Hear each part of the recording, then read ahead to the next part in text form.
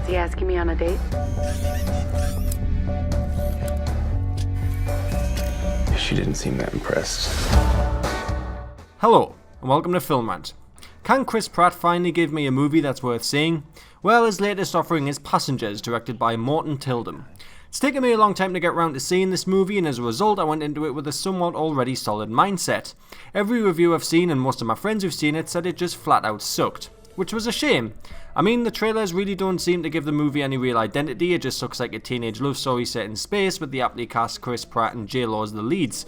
I like both of these actors though, so I still went into the movie with some hope. Was that hope rewarded?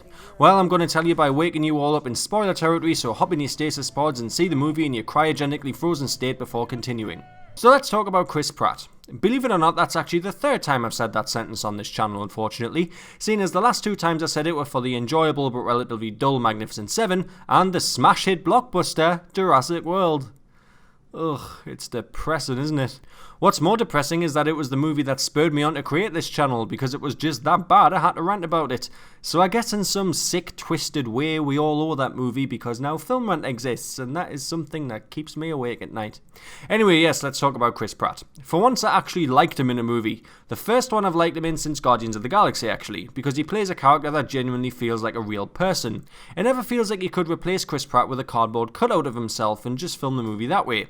I like this character Jim Preston. He had to make some very tough decisions and he seemed like a very real person, even if he was very twisted. That's something to mention actually. There is no doubt he's a villain and the audience all know he's a villain, but the movie never does anything with its editing or cinematography to make him appear like a villain. They treat him as this sort of hero who really does some terrible things, a bit like Mr. Grey from 50 Shades of Wet Cinema Seats. One of Passengers' biggest flaws is that it goes for straight up romance instead of exploring the far more interesting aspect of Chris Pratt's character and making a movie about being trapped and stalked in space. But overall I enjoyed his character, though I would have liked to have known a little more about his past. We don't really get to see much of that. Jennifer Lawrence in this movie as well. Jennifer Lawrence. Her character didn't really have anything interesting about her. We got a backstory in that she was a writer who just seemed to want to go on an adventure, and there wasn't really any more to her than that. The only reason she's somewhat compelling is because we sympathise with her as the victim of Chris Pratt's selfishness. Her character is perfectly charming and has a pleasant personality, but as someone to be invested in, she really doesn't offer much. Lawrence gives a great performance, but her character is about as interesting as Donald Trump's photo album of locker rooms. Now getting onto the script, I'm actually going to begin with some positives for a change. Normally I jump straight into what's shit, but I decided I want to change it up with this movie because while it does have flaws, which I'll get to later, it also has some pretty decent positives.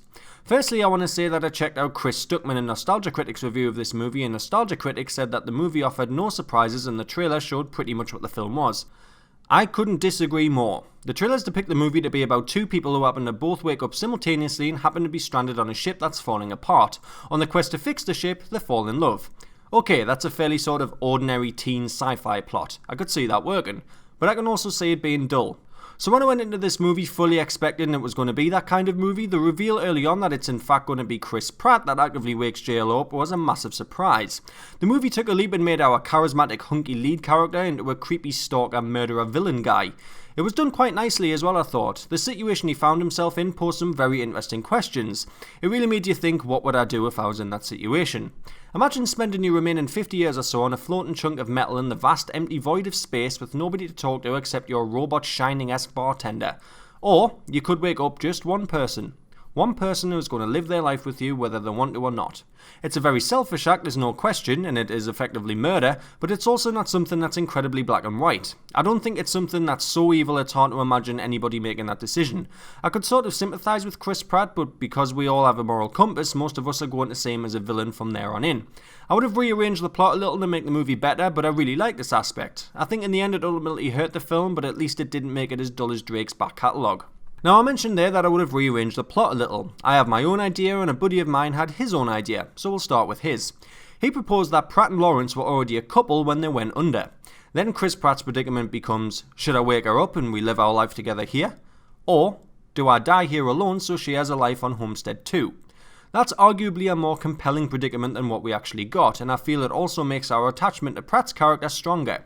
I'm not sure how the rest of the movie would have played out, but as an initial premise I think it's an interesting idea. Now my idea involves just getting rid of Chris Pratt for the entire opening 20 minutes of the movie.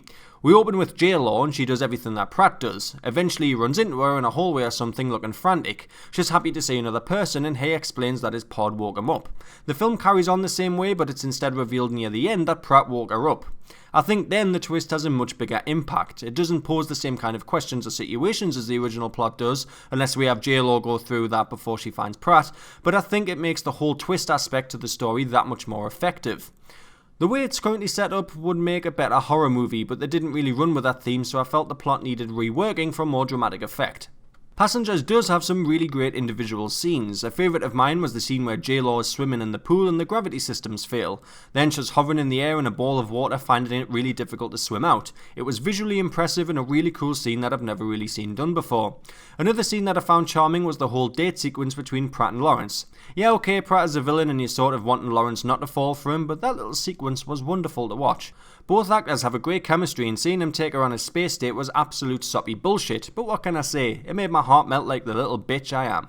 Now it's time for the negatives. The biggest flaw for me in this movie is the ending. There is no redemption arc for Chris Pratt's actions. Yeah, he saves the ship and everything, but ultimately he still has J-Law live out a life with him and die before they get to Homestead 2.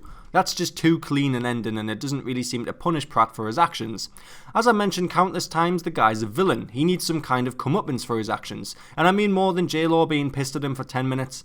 The biggest disappointment with this movie is that it never really does anything with his pivotal action in the opening 20 minutes, and if it wasn't going to do anything directly, it should at least give him a redemption arc. It would have been better if he did die in the fusion core fire, or if he died by flying into the engine after it. Or you could go a step further and make him drift off into space when J-Lo goes to rescue him but her tether doesn't reach. Then that feeds into when Pratt was talking about the universe having a cruel sense of humour, how it has the person you want to love right in front of you but just out of reach. If we see Pratt drift off into space as J-Lo desperately tries to stretch those last few inches to save him, that would have been much more dramatic. It's a bit cliche you could argue, but it's definitely better. The absolute best time to end it I noticed was when Jennifer is trying to revive him in the auto dock. She presses all the buttons to revive him and the dock says, "It is not advisable to carry out all of these procedures at once."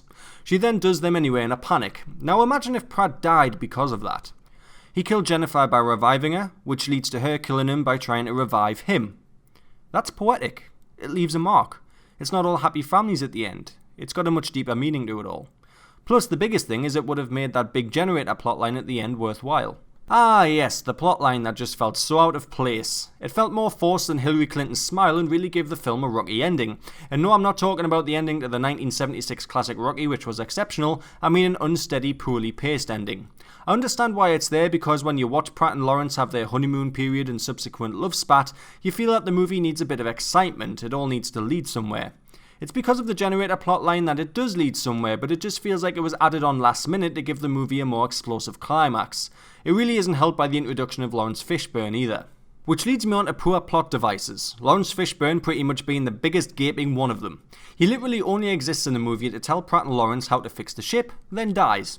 If he was in the movie from early on, then this is sort of negated a little as we actually get to see a real character who just so happens to know these things and unfortunately dies. Instead, Fishburne is a plot device. He's a character who has no depth, no emotion, and no time. He just says, "Here's how you can save yourself," then promptly dies because we don't need him anymore. He may as well have been a manual that Pratt picked up and then chucked and flushed down the nearest space shitter. There's many more plot elements that don't really add up either. This ship would never pass a health and safety test for a start. As soon as one thing breaks, there's just no backup or straightforward way to fix it. It's a ship destined to fail. Secondly, why would it have pods that don't enable re-entry to them in case they broke? Fishburne says that the pods never fail, and even if that was true, in the real world there would probably be some countermeasures in place just in case the 1 in 1,000 chance something happens, it doesn't kill anybody. Why doesn't the ship have an active crew that work in rotation? This would require the re-enterable pods, but you could just have 9 crews that each work in 10-year shifts. The ship might have gotten there smoothly then. But right up there with Lawrence Fishburne is the single biggest dramatic plot element in the movie, and that's the autodock machine. It's obviously there to give us the ending to Pratt and Lawrence when we find out it can put someone back into stasis. It forces the question of who gets to go in it. But think about it. One autodock for 5,000 passengers plus crew? The ship seems a little understocked on autodocks in my opinion. Purely a plot convenience, and it was incredibly obvious. From a technical standpoint, I only want to mention the music. The special effects were outstanding, but there's not really anything in particular I want to talk about, so I'll just focus on music. At times it seemed to get very loud and was used at weird moments. The biggest example would be the scene where Pratt thinks about throwing himself out of the airlock. We're 10 minutes into the movie. We know he's not going to kill himself, but the music swells and gets really loud while the shot focuses on his hand on the lever. It just doesn't make sense to use loud music like that in that scene. It isn't dramatic, there's no stakes, we know he's not going to do it. Besides, even if he were to do it and it was dramatic, silence is much more suspenseful. In suicide scenes it makes the sound of the gun, or in this case the airlock, appear louder, so the shock of the moment is higher. The music volume was very annoying at times in other parts of the movie too. I feel it needed a little more work. So Passengers actually didn't turn out to be the mindless drivel I thought it was going to be. I thought Pratt's character was very interesting, even though I think the movie handled him in a tame way. They should have made him a bit darker than he actually was, like Kathy Bates in Misery levels of dark. Jennifer Lawrence did a perfectly good job pretty much playing herself, as her character wasn't all that interesting. I love that the movie posed some interesting moral questions and put Pratt in a difficult situation, but I feel the plot needed reshuffling in order to get the most out of it. The movie's biggest letdown is its ending, because Pratt doesn't complete a redemption arc and ends up dying like a hero when he's really a villain, and the plot has some really obvious conveniences that help add some forced drama and introduce the added on ending. I thought Passengers was an enjoyable movie despite these flaws though, and I would watch it again, but it's also not a movie to write home about either. But Chris Pratt can be pleased, I've finally reviewed a movie of his that I actually enjoyed. Passengers gets 3 frames out of 5. Thanks for watching, and we'll see you next time on Film Rant. We woke up early.